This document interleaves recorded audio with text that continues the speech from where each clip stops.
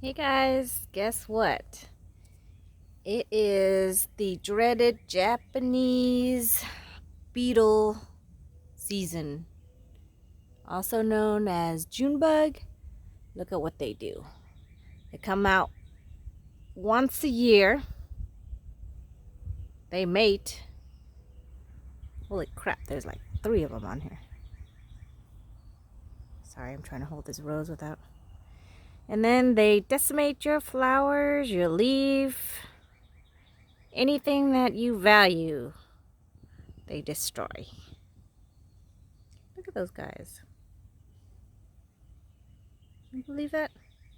Those little burgers can destroy your leaf. Look at this. Isn't that crazy? They come and they eat. They do their thing and then they die off. That's what my garden looks like. So I put traps out. The simplest one I have is, of course, here. This one I hung on this tree. But it's pretty basic. You can get this one at Home Depot. It's a Spectracide bag-a-bug. So basically it gives you this like 2-piece thing that you connect. And then it gives you this like little nectar pollen thing that you open up and it attracts them. So basically it's like an overpotent fragrant flower. So it attracts them, they get over here, they land in there, and then they don't come out. So there's probably a couple in here, you can see. And then they die. That's probably the simplest way to do it. In the fall time, I also put this kind of spray in the lawn, because when they once they're done mating and they lay their eggs, it's in the ground and then they are in a grub state. So like all those grubs that when you dig up you see in the ground. I don't have one to show now because they're not in season, but basically they're underneath your ground and they eat the roots and everything. So we put it down to prevent the grass from dying off by eaten by the roots from these grubs and all other kinds of grubs.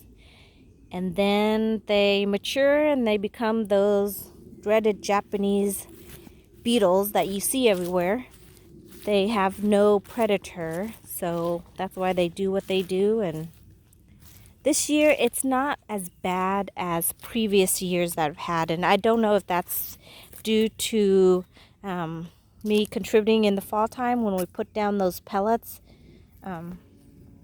That helps, when the grub eats them, then of course it kills them, so then they don't become adult size, which are the Japanese beetle. This is, sorry, I'm getting sidetracked. These are my bee balm. Aren't they beautiful? They're actually almost spent. As you can see, each little pods over here contains a flower, and the bees love it. Look at this one. This is the one I showed earlier, but it had a flower on top of a flower. Isn't that crazy? Isn't that crazy how nature does its thing? And bumblebees are not biased to anything. They will love you as long as you give them nectar. This is salvia. That 2 combination right there is really pretty. So basically I think what I'm going to do fall time, I'm going to transplant this hibiscus. This is a hardy hibiscus. And Chester daisy. Remove this 2 and then plant more bee balms and salvia so that it basically lines the border here and here. And then back behind, of course, on my rose, which struggling, but they're doing a lot better this year. So behind that layer will be my roses, and then that layer will be, the last layer will be the lilies, which they grow pretty tall. Sorry, zoom out. So they grow pretty tall, so I'll have the back border being daisies and hydrangea. This over here are amaryllis. I haven't decided. I love them when they're in bloom, but of course they bloom only once a year. Haven't really decided if I like them enough to keep them in that spot. But this year, usually every year, all my leaves and all my flowers, doesn't matter what kind of flower they are, the Japanese beetle would get to them. But this year it's really been centralized to mainly the roses and the calla lilies. And the calla lilies are so beautiful, you guys. So, oh, speaking of one, here's one right here looking right at me. Can you see him? There he is, right there with all its shiny coats. And they just come and they eat around your flowers, your plants.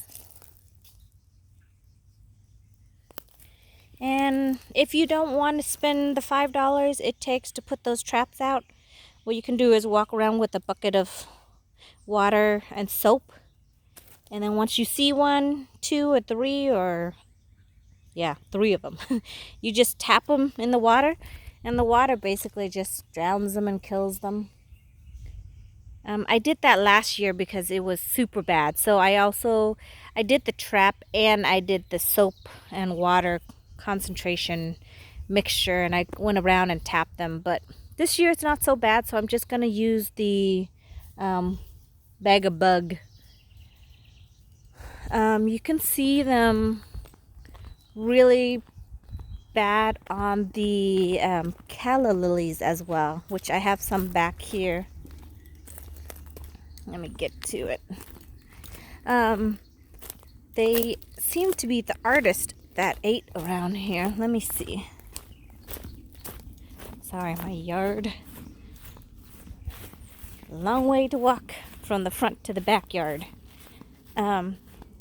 Mainly, I put the trap out. If it wasn't for my fruit trees, I probably wouldn't bother putting the trap out. But you can see over here, I planted pomegranate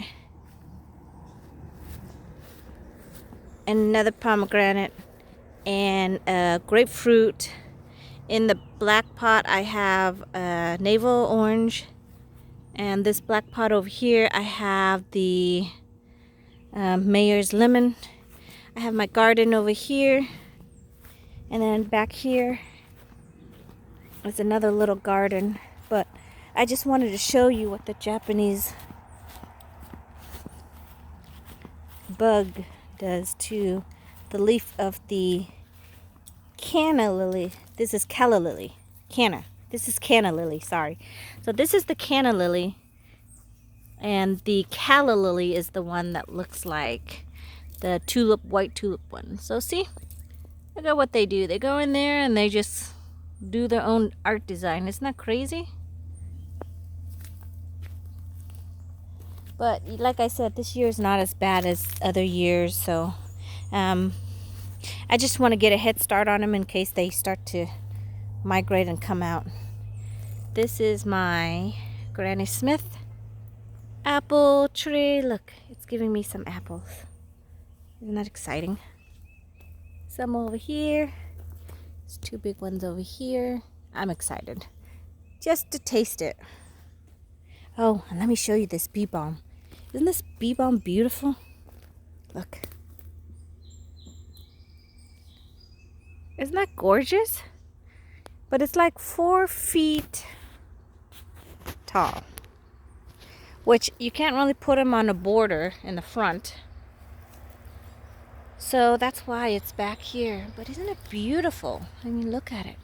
It's like fiery red. Isn't that pretty?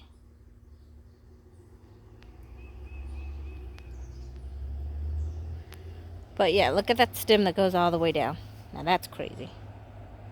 And here is daylily. Daylily, exactly what the name implies. Isn't that a beautiful color? Look at that. It reminds me of a sunset. They only last a day, but there's more, so you get to enjoy them as it comes. And look at this color with the calla lily. I don't know if you can see. Okay, so see the calla lilies down there? And then this is the daylily. The colors almost matched up. Isn't that beautiful? It's like a burnt orange, yellow, sunset color. That's the best way to describe it. And then I am waiting for my stargazer lily, which are these ones right here. Aren't they cool? They're getting ready to pop out.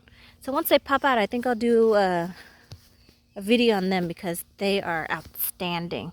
Like the fragrance and the flower, they're just spectacular. So I have a whole bunch of that in the garden. I'm excited to show you that. Oh, and one more thing I want to show you, and I gotta walk all the way back to the front of the yard. So I did a video on rooting angel trumpets, and I planted those cuttings once they took root into the ground, and I have them all over the place. But I do a daily walk through my garden, and to my surprise, I think some of them are starting to flower up. Okay, so I'm back to the front. Let me show you these bulbs. They kind of look like seed pods right now, but I think they are actually the flowers.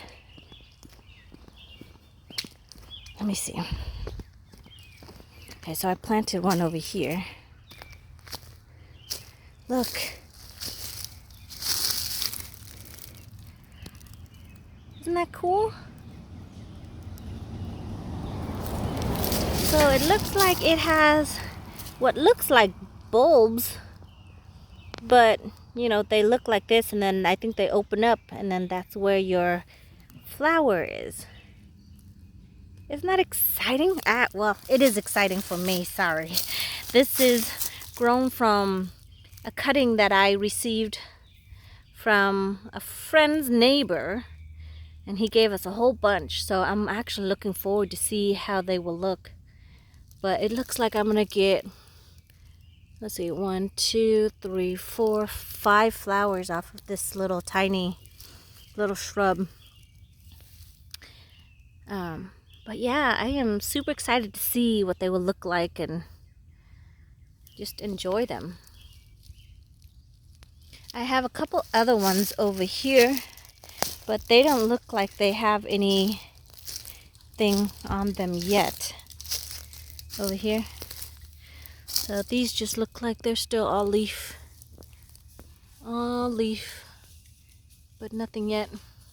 So that is exciting. I wanted to show you that one the most, and then it turned into a Japanese beetle fest trap. I hope you guys have a great day, and I look forward to seeing you in the next one. Have a great day, everybody. Bye.